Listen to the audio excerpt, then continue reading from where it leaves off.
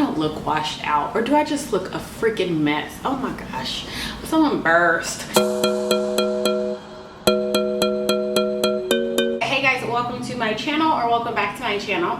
So yes, I look a mess again. I guess every single keto video I'm just gonna look real crusty and dusty. Anyways, you guys, I just wanted to come on here quickly kinda and give you guys just my keto tips that I have that actually work for me. So the reason why I'm doing this video is because at the end of these 30 days, I've lost a total of 10 pounds, you guys.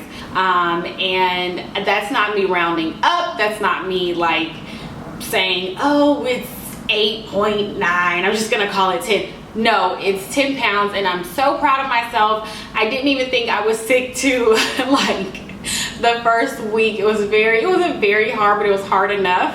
And so yeah, so I just want to just give you guys my tips from my point of view. I'm a stay-at-home mom, if you don't know. I do have a son who is 3 years old, and yeah, my little background. But anyways, let me go ahead and get into my tips. I do have it on my phone, so if you see me looking down, that's why. I really just want to be thorough as possible with you guys. So first things first, you have to drink your water. There's nothing else I can say about that, is that you just have to. You have to get over the excuse of, I don't like water, it doesn't taste good, all that kind of crap, and you're gonna have to drink it. You're gonna have to just find a way. For me, I was kind of the same way. I'll drink water, but I'm not gonna like keep chugging it all day long. I'll have a glass, maybe a glass and a half. But since I've been on keto, I have been trying my best. Now, I'm still not the best water drinker, but I do try and do 32 ounces a day. I get it, I was supposed to do way more than that, but I congratulate myself just by getting down 32 ounces. Some days I do a little less, but some days I do a little bit more. But on average, I think I've just about hit 32 ounces of water every single day, which is really not hard to do. Also, I never got the keto flu, and I think that's because I was adding my electrolyte drops. I'll put what I use down below in the description box, but you can also use, I think, Himalayan salt and add that to water. There's just different ways to make sure you don't get the keto flu, and then there are different ways to enhance your water as well. For me, I like to add in lemon and lime. I don't add in anything else, but I do a little of each, and that gets me through like the day. I'm good with that. Tip number 2 is gonna be, for me, I had to get my nutrition down before adding in like physical activities, before adding in the gym, before adding any of that. Because if I wasn't focused on what I was putting into my body, and I was just focused on like going to the gym for 45 minutes or working out, whatever the case may be, I knew I wasn't going to get anywhere. And I knew this time with trying to lose the weight, I really had to fix something. And the fix for me was not my physical like moving. I move a lot during the day, which is really crazy. I don't think people really understand how much stay-at-home moms really do move around. I'm never sitting down at home, never.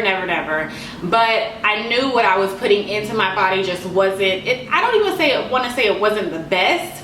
It just wasn't right. That's all I can really say. So yeah, so I had to really get my nutrition down. With my nutrition, I definitely had to count every single thing. I put every single thing I ate, I put into my body. I tracked with my LifeSum app, and I'm talking like to the T, except for maybe some seasonings. It's not as bad as it sounds, because I just became a creature of habit. I'm pretty good. I can eat the same foods for a good 2 to 3 weeks. For me, as long as I was getting my nutrition, the food that I was eating wasn't nasty.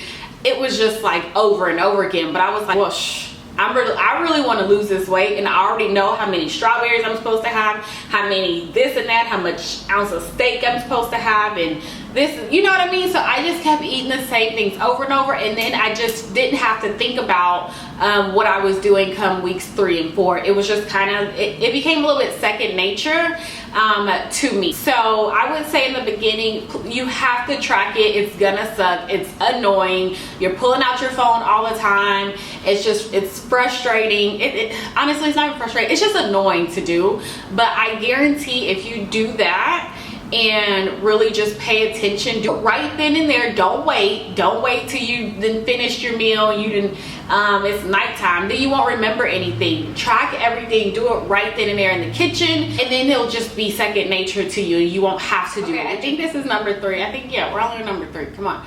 But I had to just say no to the scale. The scale has caused me so much grief, so much like heartache, you guys. It's just been not good for me for like over a year now, just stepping on and off and on and off. This time I was like 30 days, I'm probably gonna step on it. I really didn't want to step on it at all, but I did after my first week, and I did after like my 30 days. That's it. I only stepped on it twice.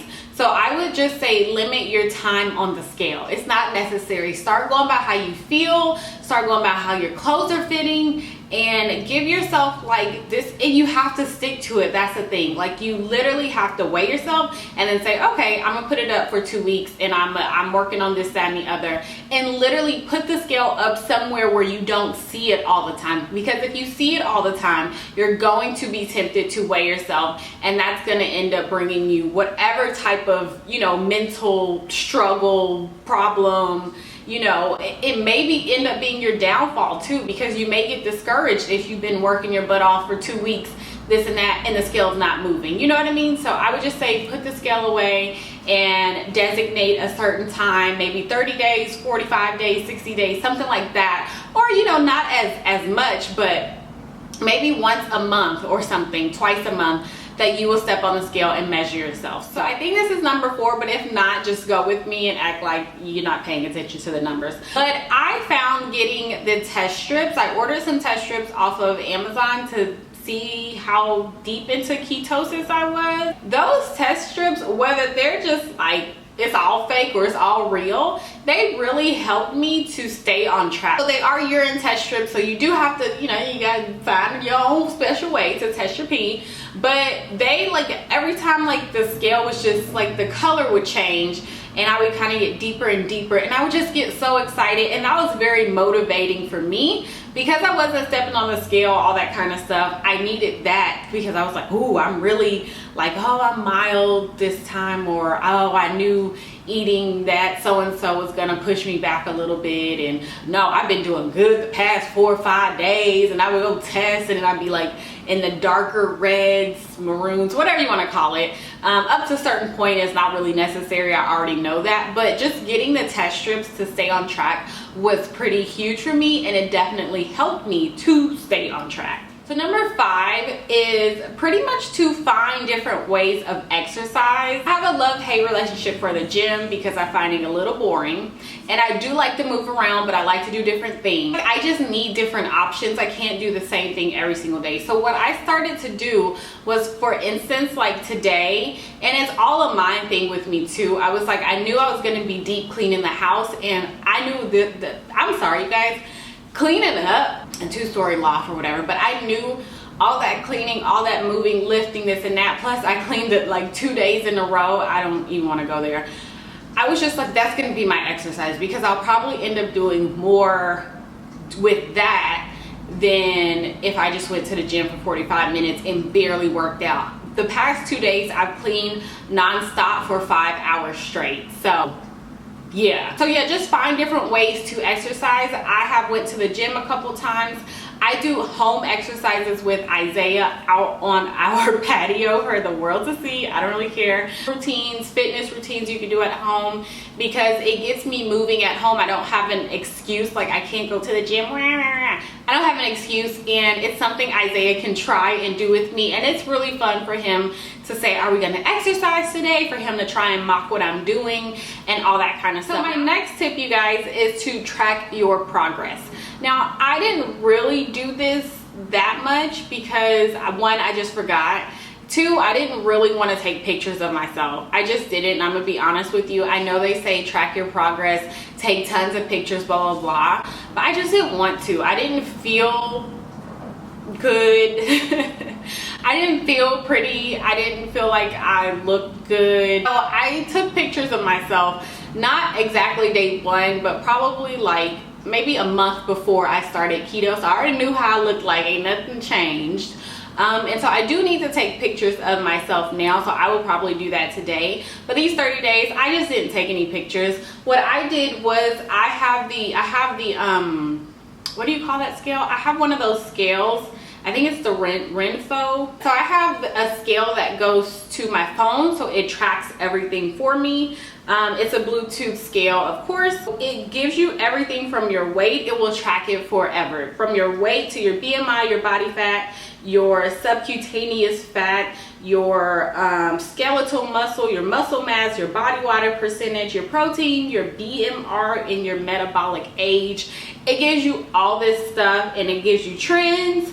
You can set a goal. It just keeps it all stored in my phone. I was like, I started off at X and now I'm down 10 pounds, and that was just really great for me. So I used it this way. If you want to track it with pictures, then go right ahead. That's on you. I definitely say to track it somehow, just to keep giving you that motivation, and just so you'll start to see the change, because sometimes we really just can't see it, and we may get, you know, a little discouraged. But I'm okay with not seeing it, long as the scale is moving every time I get on it, and I feel it in my, actually feel it in my like overall self and my clothes. I'm good with that. I don't need no pictures. I'm good. Just let me keep this feeling, and we gonna keep trucking, okay? 2 more things, and then I will be done. So next is gonna be a huge one. You must find alternatives to things, to your sweet tooth, salty, alcohol, soda. I can't even do it, but sodas.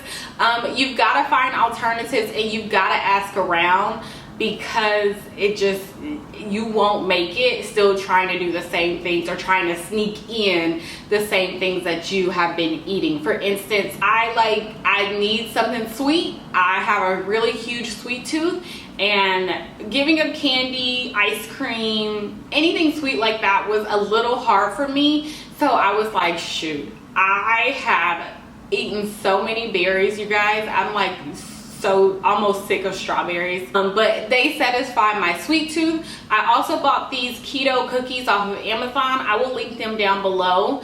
And typically whenever it comes to my sweet tooth, I really only need just a tiny bit of something, and then I'm good. But I don't say a tiny bit of Bluebell ice cream. That's not what I'm saying. I'm saying like a little bit of maybe a half of a fat bomb, or like a small little spoonful of, like I like the Sola ice cream. It's down here, it's here in Houston in the HEB, but I like a little bit of scoop of their ice cream, and a few like keto cookies. I had to just let go of the alcohol. I was like I don't want you guys to judge me, but I was pretty good at having like a drink every day, just about. I'm gonna be honest with you guys. 1 glass of wine at nighttime, or a margarita during the day. I was pretty much almost, you know, I would say 5 out of 7 days, I would definitely have something. So that was really hard for me to let go. And out of these 30 days, I probably had 5 days where I had alcohol.